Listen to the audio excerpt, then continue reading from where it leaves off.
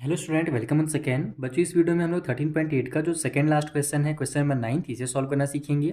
यहाँ पर हमें कुछ वैल्यूज़ तो नहीं दिए गए हैं, केवल हमको कुछ नंबर्स दिए गए हैं, कुछ हिंट दिया गया है और उससे रिलेटेड हमको क्वेश्चन को सॉल्व करना है। देखो यहाँ पर क्या बोला जा रहा है ना कि 27 solid iron spheres each of radius r and surface area s are melted to form a sphere with surface area, जिसका जो सरफेस एरिया है वो एस डैश करके दिया गया है। यानी कि पहले जो सरफेस एरिया था वो एस था। और देखो क्या किया, अब मैं आपको इसको ना सिंपल मेथड में समझाता हूँ। बोला ये जा रहा है कि 20 पीस छोटे छोटे हमारे पास आयरन के स्फेयर हैं, उनका रेडियस आर था और उनका जो सरफेस एरिया था वो एस था।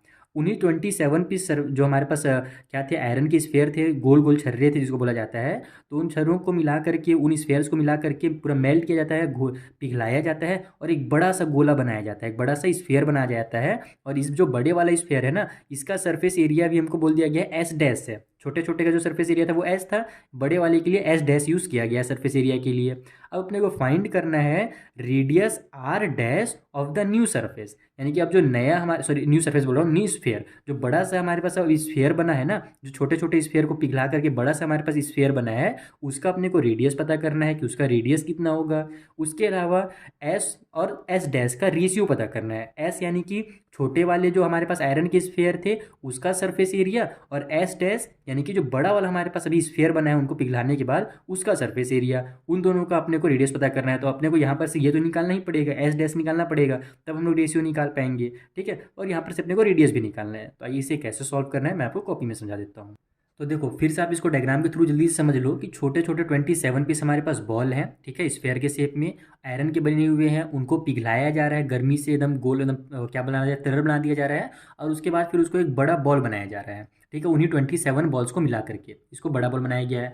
तो जो हमको रेडियस दिया हुआ है ना, यहाँ पर देखो मैं स्मॉल आयरन कर दे रहा हूँ। आपके बुक में जो दिया हुआ है वो सॉलिड आयरन स्फेयर लिखा हुआ है, लेकिन मैं आपको समझाने के लिए यहाँ पर मैं जो छोटे छोटे उनको स्मॉल कर दे रहा हूँ और जो बड़ा एक बना हुआ है उसका नाम मैं बिग कर दूंगा। ठीक है, तो यहाँ पर जो स्मॉल आयरन है उसके स्फेयर का अपने को रेडियस बोला गया है क्वेश्चन में ही आर। तो उसका जो हमारा वॉल्यूम हो जाएगा एक का, एक बॉल का, यानी कि 1 स्मॉल आयरन का वॉल्यूम। ठीक है, वॉल्यूम जो निकलेगा वो निकल जाएगा हमारा वही फॉर्मूला से, जो हमारा फॉर्मूला हमने पढ़ा है 4/3 पाई आर का क्यूब। ठीक है, और इसको आर ही माना गया है। ठीक है, इस टाइप से आर मैंने लिख दिया है, बुक में अपने को ऐसा आर दिया है, उस टाइप से आर दिया हुआ है, ऐसे वाला आर, यानी ये वाला आर दिया हुआ है। ठीक, तो यहाँ पर अपने इसको ध्यान नहीं देते हैं, आर वगैरह को ध्यान मत दो, सिंपली इस तरीके से समझो।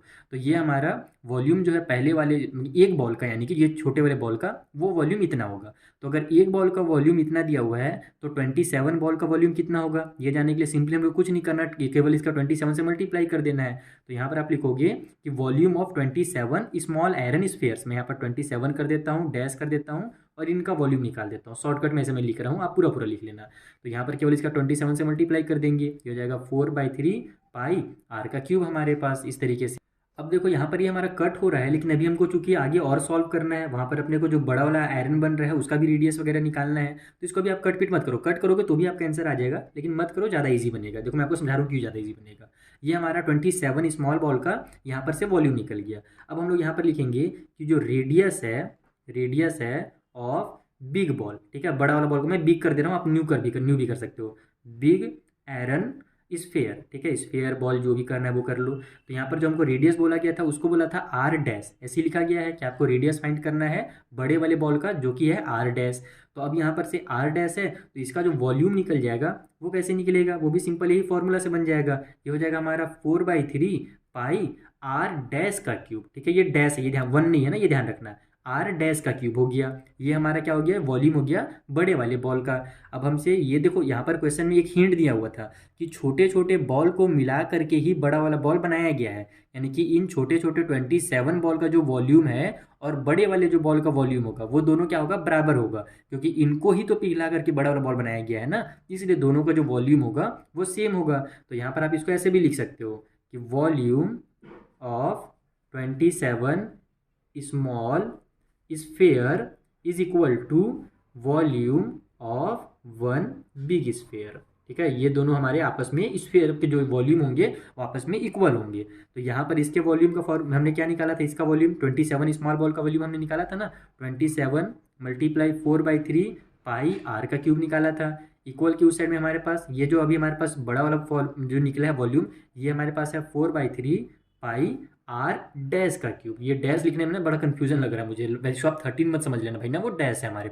अब देखो हमसे क्वेश्चन में क्या बोला गया था कि आपको क्या पता करना है, आर डैश का वैल्यू पता करना है। साफ सा बोला गया था ना क्वेश्चन नंबर 9 में कि पहला क्वेश्चन था radius r dash of new sphere, यानी कि जो नया स्फीयर बना है उसका जो रेडियस है जिसको हमने आर डैश उतना देर से हम जिसका नाम दे रहे हैं, इसका ही वैल्यू आपको पता करना है। तो इसका वैल्यू पता करना तो सिंपल, ये सभी इधर ट्रांसफर हो जाएंगे। देखो 4/3 इधर आकर डिवाइड में हो जाएगा, तो ये 4/3 आपस में कट हो जाएंगे, तो मैं डायरेक्ट कट कर देता हूँ इस तरीके से। उसी तरीके से पाई इधर था, इधर आकर के क्या बोलते हैं डिनोमिनेटर में आ जाएगा, डिवाइड में आ जाएगा, तो पाई ये वाला और ये वाला भी कट हो जाएगा, तो डायरेक्ट भी इस तरीके से आप कट कर सकते हो।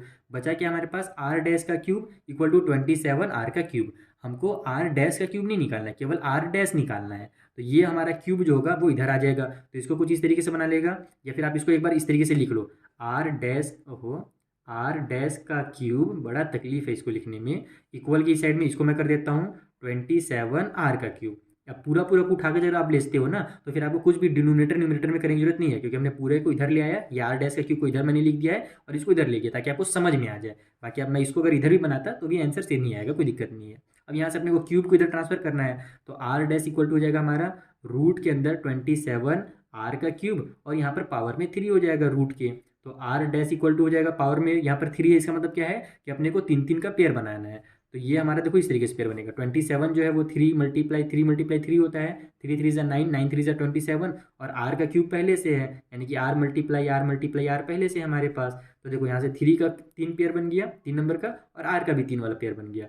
तो आर डैश यहाँ से कैसे निकलेगा, 3 एक निकल जाएगा और यहाँ से एक आर निकल गया, यानी जो आर डैश है वो 3R है। इसका मतलब समझ रहे हो क्या हो रहा है, यानी कि जो छोटा वाला हमारा बॉल है और जो बड़े वाले बॉल है, इनका रेडियस में 3 गुना फर्क है। अगर हमारा छोटा वाला बॉल का रेडियस अगर हमारे पास मान लो 2 रहेगा, तो बड़े वाले बॉल का रेडियस 2 × 3 यानी कि 6 हो जाएगा। समझ में आया मेरी बात, ये हो रहा है यहाँ पर, यानी आर डैश जो है वो 3 गुना है छोटे वाले रेडियस से। लेकिन उतना मैं बस आपको समझाने के लिए बता रहा हूँ, वो सब हमसे पूछा नहीं गया है, केवल हमसे बोला था आर डैश की वैल्यू निकालिए, तो आर डैश की वैल्यू ये निकल गई हमारे सामने। यहाँ पर हमारा जो पहला क्वेश्चन था वो होता है सॉल्व। अब सेकंड क्वेश्चन में हमसे क्या बोला गया था कि अपने को रेशियो निकालना है एस का, एस यानी कि जो हमारा सरफेस एरिया है छोटे वाले बॉल का, और एस डैश का यानी कि जो सरफेस एरिया है बड़े वाले बॉल का। तो जल्दी चलो हम लोग सरफेस एरिया निकाल लेते हैं। यहाँ पर लिखो आप surface area of small ball, ठीक है, मैं उतना देर से स्मॉल लिख रहा हूँ तो स्मॉल ही करूँगा यहाँ पर, स्मॉल आयरन स्फेयर, ठीक है। तो इसका सरफेस एरिया का हमारा फॉर्मूला क्या हो जाएगा, वही फॉर्मूला जो अपने 13.4 में पढ़ा है, 4πr²। तो यहाँ पर हमारा 4πr का स्क्वायर हो गया। इसका रेडियस जो था स्मॉल वाले का वो आर ही था, तो सिंपल अपन आर का स्क्वायर कर दिए। उसी तरीके से, और इसको आप यहाँ पर ब्रैकेट में इस तरीके से एस से भी डिनोट कर दो, क्योंकि हमको ये जो सरफेस एरिया है उसको एस बोला गया है क्वेश्चन में, ठीक है। तो यहाँ पर आपको समझ में आना चाहिए कि जो हमारा सरफेस एरिया एस जो है वो स्मॉल वाला है, ठीक है। उसी तरीके से अपन अब surface area of big iron ball कर देते हैं। जो बड़ा वाला आयरन बॉल हमारे पास है, आयरन स्फीयर है, उसका कितना होगा, तो उसको अपने को एस डैश से डिनोट करने के लिए बोला गया, तो उसको मैं एस डैश कर देता हूँ, और उसका भी फॉर्मूला हमारा यही हो जाएगा 4πr डैश का स्क्वायर, ठीक है। ये हमारा फॉर्मूला बन जाएगा। आर डैश जो है ना उसका ब्रैकेट में भी कर सकते हो। अब देखो आर डैश का जो वैल्यू है वो हमको कितना मिला है, 3R मिला हुआ है, तो यहाँ पर अपन इसके जगह में 3R ही पुट कर देते हैं। यहाँ से हमारा स्फीयर का ये निकल जाएगा 4π, आर डैश की जगह में आप कर दो 3R, क्योंकि उसका वैल्यू हमने पहले निकाल लिया है, यानी कि 3R का स्क्वायर हो जाएगा। फिर ये हो जाएगा हमारा 4π, 3 का स्क्वायर हो जाएगा हमारा 3 3 = 9, ठीक है, और ये हो जाएगा आर का स्क्वायर इस तरीके से। फिर यहाँ पर ये देखो हमारा 9 और 4 भी मल्टी, सब देखो आपस में मल्टीप्लाई में है, तो चूंकि ये मल्टीप्लाई हो रहा है तो मैं मल्टीप्लाई भी कर देता हूँ। 9 4 हो जाएगा हमारा 36πr का स्क्वायर। जो बड़ा वाला हमारा है स्फीयर, उसका हमारे पास जो सरफेस एरिया है ना, जिसको हम लोग एस डैश उतनी देर से कर रहे हैं, वो हमारा 36πr का स्क्वायर था। अब अपने से क्या बोला था, उन दोनों का ये अपने को रेशियो निकालना है, ये वाला एस का और एस डैश का। तो यहाँ पर आप लिखो ratio of S and S dash, ठीक है, इक्वल टू हो जाएगा हमारा एस ऊपर में कर दो, एस डैश नीचे में कर दो। तो एस की वैल्यू हमारे पास कितनी है, 4πr का स्क्वायर है। एस डैश की वैल्यू कितनी है, तो वो हमारे पास है 36πr का स्क्वायर। यहाँ से हमारा पाई आर स्क्वायर कैंसिल होता है, 4 1 = 4, 4 9 = 36, तो 1/9 इसका रेशियो निकल गया, तो इसको आप 1:9 कर दो। ये आपका दूसरा आंसर भी निकल गया। तो सिंपल क्वेश्चन है, बस यहाँ पर कंफ्यूज करने के लिए आपको आर डैश एस डैश ये बस कंफ्यूज करने के लिए दिया। अगर आपका बेसिक कॉन्सेप्ट क्लियर है, आप आराम से इसको सॉल्व करोगे ना, तो ये क्वेश्चन आपसे ईजिली सॉल्व हो जाएगा। अगर आपको अभी भी कुछ डाउट है तो आप मुझसे इंस्टाग्राम के थ्रू पूछ सकते हैं। मिलेंगे हम लोग नेक्स्ट वीडियो में, जहाँ पर जो आगे के क्वेश्चन है ना, उनको भी मैं आपको इसी तरीके से बेसिक कॉन्सेप्ट के साथ डिटेल में समझा दूंगा। Thank you for watching.